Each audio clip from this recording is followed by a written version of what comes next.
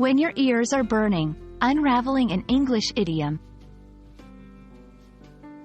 Hello, everyone. Welcome back to our channel. Today, we're diving into a fascinating English idiom that you might have heard before. My ears are burning.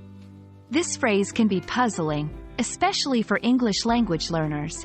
So, if you've ever wondered what it means or when to use it, you're in the right place. Let's unravel the mystery together.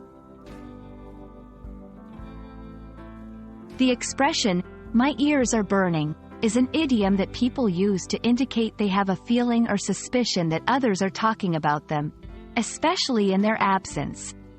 Interestingly, it doesn't involve any physical sensation or actual burning of the ears. It's a purely metaphorical way to express the concept that someone is the subject of another's conversation.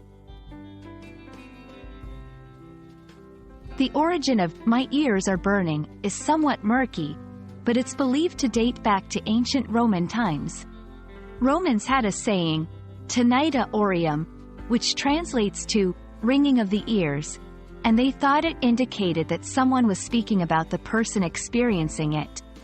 Over time, this concept evolved into the idiom we use today. It's a great example of how language and expressions can develop and change across centuries. You might use "my ears are burning" in a casual conversation, often in a humorous way, to express that you think you were just being talked about. For example, if you walk into a room and notice a sudden change in conversation or an awkward silence, you might say, "Were you talking about me?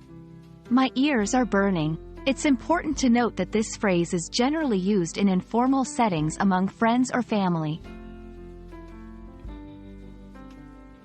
There are similar expressions in other languages and cultures, indicating that the concept of sensing when one is being talked about is a universal one.